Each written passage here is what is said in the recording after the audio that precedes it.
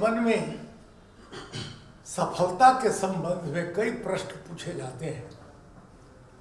कई लोग कहते हैं कि मनुष्य का जन्म होता है और उसके जीवन का कुछ उद्देश्य होता है, और जब उसमें कोई भ्रम हो, कोई आघात हो, कोई व्यतिक्रम हो जाता है, तो महापुरुष लोग यही कहते हैं कि प्रत्येक व्यक्ति को चाहिए कि अपने महापुरुषों के जीवन की कहानियां पढ़े, महापुरुषों के जीवन चरित्र पढ़े।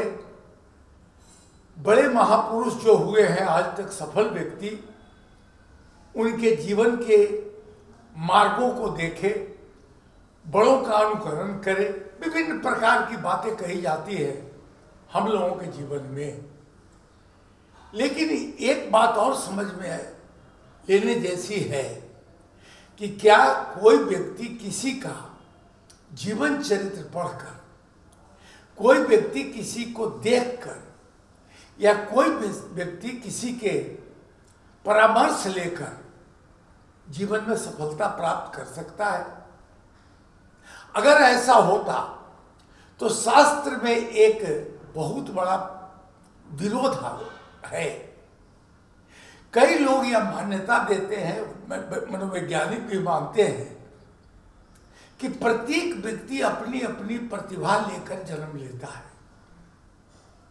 आपने देखा होगा हमारे जीवन में भी बहुत लोग जीवन के आगे जब दौड़ लगाते हैं, शुरू में बचपन में जब हम किसी primary school, middle school, high school में पढ़ते होते हैं, तो लाखों लोग हमारे साथ दौड़ते हैं, बहुत लोग दौड़ते हैं एक साथ। और जब सभी लोग दौड़ते हैं तो ये मान लिया जाए कि 1 लाख लोग हाई स्कूल में हमारे साथ थे, मिडिल स्कूल में साथ थे, कॉलेज में साथ थे। हम दौड़ते चले जा रहे हैं, तो दौड़ते चले जा रहे हैं तो सारे लोगों ने वही पुस्तक पढ़ी, बड़े महापुरुषों के जीवन की कथाएं पढ़ी, महापुरुषों से परामर्श लिया, अपने गुरुजनों के बताए मार्गों पर सब लोगों ने दौड़ना शुरू किया। लेकिन दौड़ते दौड़ते कोई व्यक्ति जब शिखर पर पहुंचता है तो मुड़कर देखता है तो वह अकेला दिखता है, क्योंकि शिखर पर केवल एक व्यक्ति खड़ा होता है। ऐसा क्यों होता है? क्योंकि अगर यह सार्वभौम नियम होता कि महापुरुषों के जीवन चरित्र पढ़कर, लोगों का अनुकरण करके अगर शिखर तक पहुंचा जा सकता है, तो सारे लोग एक साथ पहुंच जाते, लेकिन ऐसा नहीं होता है। इसका मतलब है कि जो कुछ भी प्रतिभा हमारे पास है और जो कुछ भी हम परिश्रम करते हैं, वह एक केवल व्यक्तिगत होता है, उपलब्धि होती है। हम अपनी अपनी प्रतिभा लेकर आगे प्रतियोगिता में आगे दौड़ते हैं। जिसके पांव में जितनी अधिक शक्ति होती है, जो व्यक्ति जितनी ऊंची छलांग लगा सकता है, वह व्यक्ति सफल हो जाता है। तो फिर इस बात को हम कैसे मान लें कि महापुरुषों के जीवन चरित्र पढ़ें? कई किताबें आती है आजकल बहुत लोगों के, मैं नाम नहीं लूंगा किसी का, लेकिन कई किताबें बाजार में आज रेलवे स्टॉल पर बिकती है और बाजार में भी है। हम सफल कैसे बने, अमुक अमुक व्यक्ति का जीवन पढ़ो, इसके पढ़ो, इसके पढ़ो। तो क्या एडिसन ने जो सफलता प्राप्त की, आज अगर हम भी एडिसन की तरह प्रयास करें, माउंट एवरेस्ट पर चढ़ने के लिए तेनजिंग और हिलारी ने जो प्रयास किया, उसी तरह हम भी प्रयास करें, तो इस थ्योरी के आधार पर हम वहां पहुंच सकते हैं। लेकिन ऐसा होता नहीं है। कारण यह है कि प्रत्येक व्यक्ति का अपना अपना परिवेश होता है। एक व्यक्ति जीवन के शिखर पर खड़ा हो गया, उसका अपना परिवेश रहा होगा, अपनी उसकी परिस्थिति रही होगी, अपने वातावरण में अपने साधन से बड़ा होगा। एक व्यक्ति ऐसा है जो सोने चांदी के चम्मच में दूध पीता हुआ पैदा हुआ और वो अभी शिखर पर चला गया। एक व्यक्ति गरीबी में पैदा हुआ और वो अभी शिखर पर चला गया। कैसे मान ले कि इस रास्ते से ही जाने पर हमको सफलता मिलेगी? निश्चित रूप से प्रत्येक व्यक्ति की अपनी प्रतिभा होती है। नकल करके अगर कोई व्यक्ति कहे कि हम वहां तक पहुंच सकते हैं, यह बहुत ही गलत बात होगी, क्योंकि अनुकरण करके भटकाव थोड़ी देर के लिए हम लोग दूर कर सकते हैं, लक्ष्य तक नहीं पहुंच सकते। लक्ष्य तक पहुंचने के लिए अपने परिवेश के अनुसार व्यक्ति को छलांग लगानी होगी। बहुत है, ओलंपिक में बहुत हमारे प्लेयर, हमारे बच्चे लोग बहुत अच्छा कर रहे हैं, और हम भी करें उसी परिवेश में, हम भी तो ऐसा परिवेश तो हम ला नहीं सकते। तो इसका मतलब यह हुआ कि प्रत्येक व्यक्ति को अच्छे कर्म करने का प्रयास करना चाहिए। सफलता कैसे मिलेगी यह परमात्मा के हाथ में है। आप किसी के बारे में कोई जजमेंट नहीं कर सकते। भगवान श्री कृष्ण ने गीता में कहा कि परिणाम का निर्णय तुम नहीं कर सकते हो। प्रत्येक व्यक्ति युद्ध के मैदान में जाकर अर्जुन बनकर खड़ा हो जाए और एक कृष्ण आए और उसको प्रवचन देना हो जाए तो गीता तो नहीं बन सकती है। इसलिए आवश्यक भगवान श्री कृष्ण ने कहा कि जो भी काम हो वह तुम अपने अनुसार करो। किसी व्यक्ति को सुबह 7 बजे उठने की आदत है और कोई व्यक्ति 9 बजे उठता है, कोई 5 बजे उठता है, तो क्या उसका जीने का तरीका गलत है? हो सकता है कि उसको उसी परिवेश में एक अपना अच्छा वातावरण मिलता होगा, उससे वो बढ़ सकता है। हम नियम बना दे प्रत्येक व्यक्ति 5 बजे उठे, कुछ जरूरी नहीं है। जब प्रत्येक व्यक्ति 5 बजे उठकर वेद व्यास बन जाए, राम बन जाए, कृष्ण बन जाए, 7 बजे उठकर भी कोई व्यक्ति वहां तक जा सकता है। यह परिवेश पर निर्भर करता है। अब देखिए, कई गुरुजन कहते हैं कि अगर तुम्हें लक्ष्य तक पहुंचना है तो निष्ठा पूर्वक आगे बढ़ते जाओ। यह भ्रम कहाँ होता है हमारे जीवन में? हम टूटते कहाँ हैं, हम गिरते कहाँ हैं? मुझे एक कहानी याद है।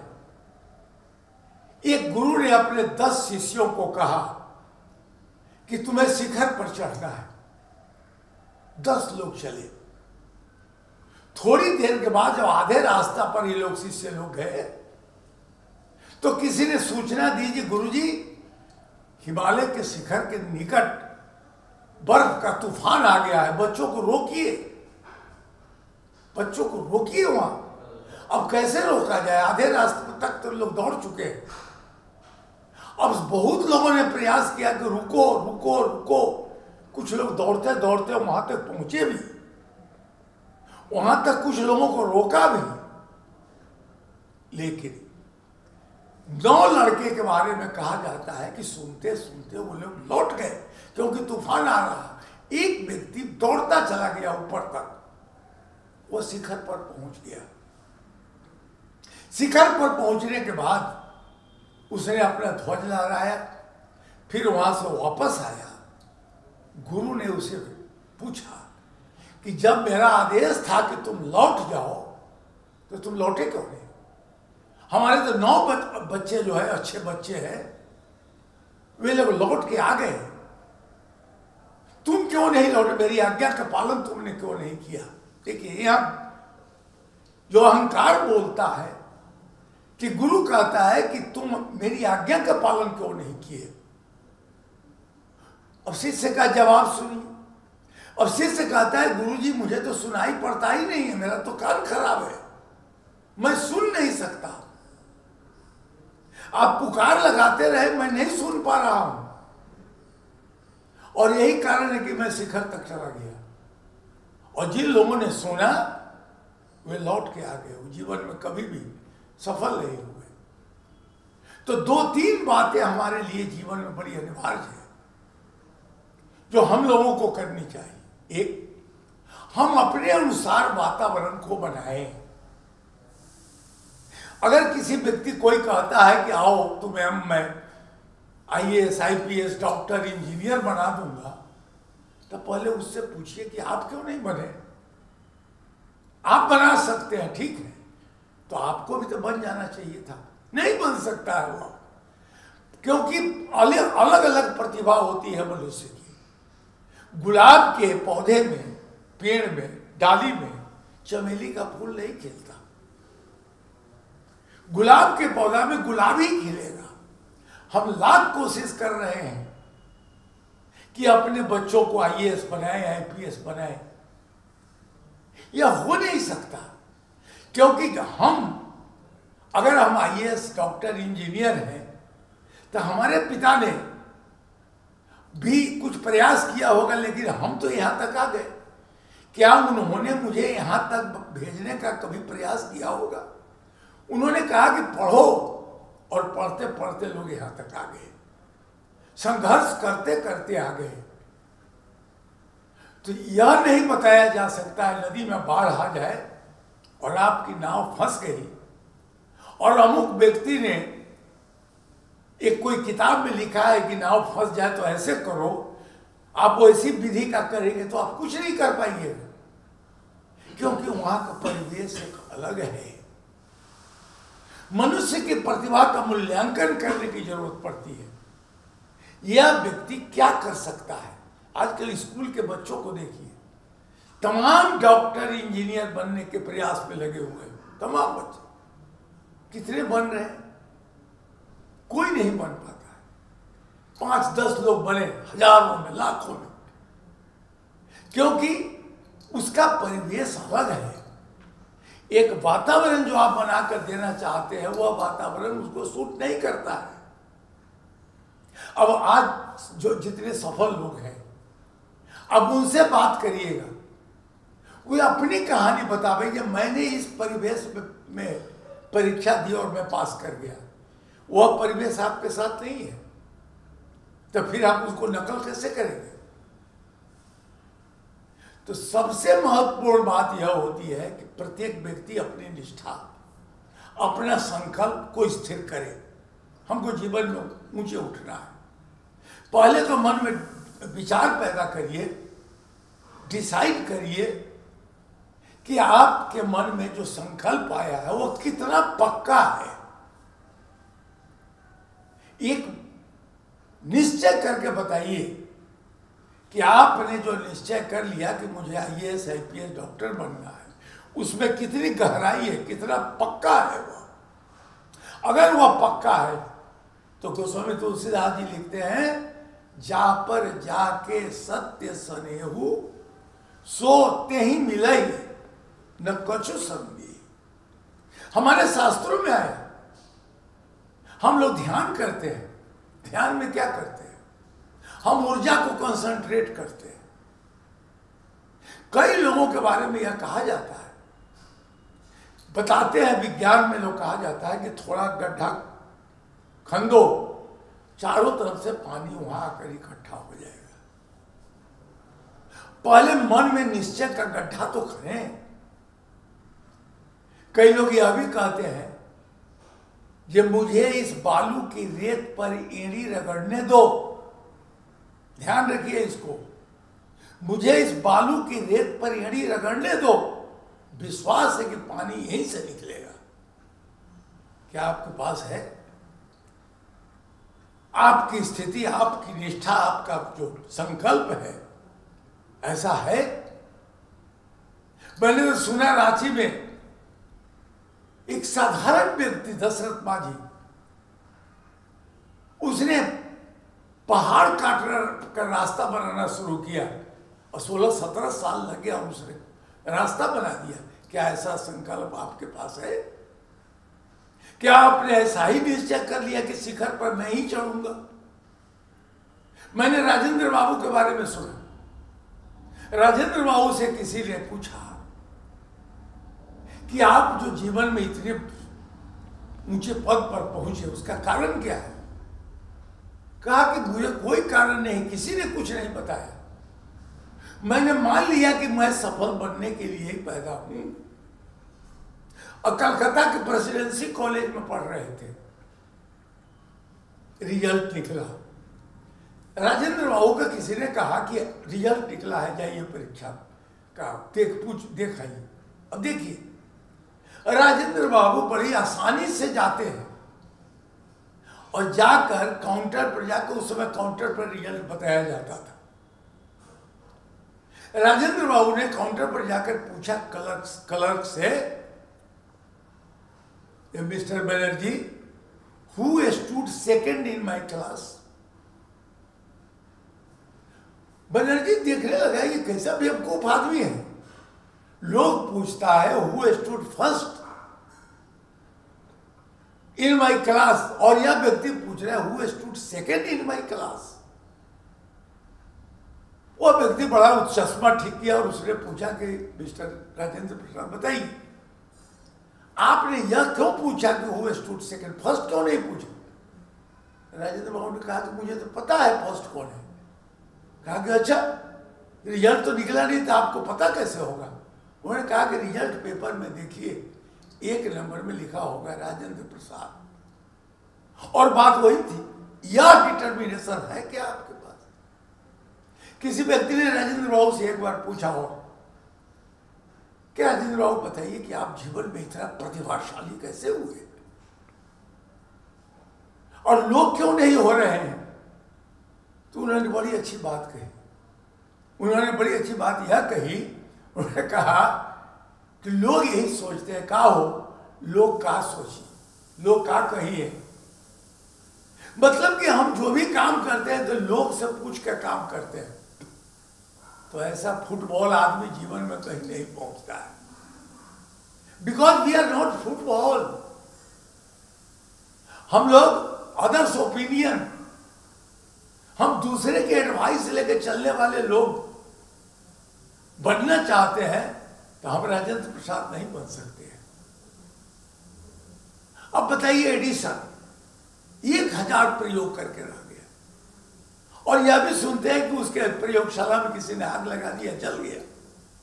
एडिसन ने कहा कि चलो डिस्ट्रॉय हुआ, पता तो चल गया कि इतना प्रयोग सही नहीं है, हम आगे बढ़ेंगे। यह संकल्प है आपके पास क्या? हम तो यही प्रतिदिन सोचते हैं, लोग क्या कहिए। हमारी असफलता का सबसे बड़ा कारण यह है कि हम केवल यह सोचते रहते हैं, लोग क्या कहिए। तो लोग जब क्या करें कि when you are the football of others opinion, you cannot climb on the peak of mountain.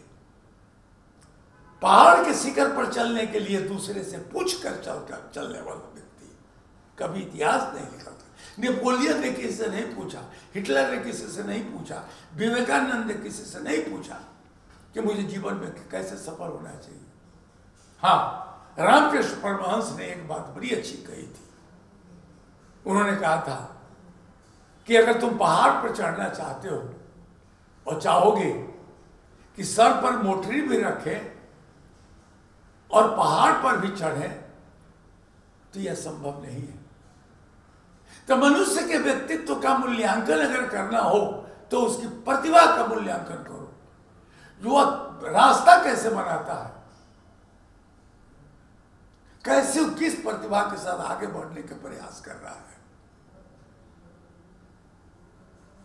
कहते हैं man is not judged by his performance, but rather he judged how he handle the problem.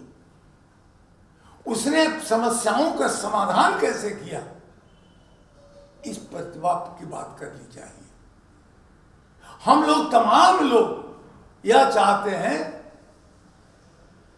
कि मनुष्य का बाहर जो सफलता मिलती है उसी से मूल्यांकन कर ले, लेकिन कभी नहीं सोचते कि जो व्यक्ति शिखर पर खड़ा है वहां तक पहुंचने में उसने कितना संघर्ष, कितना परिश्रम, कितना त्याग और कितनी कुर्बानी उसने की होगी।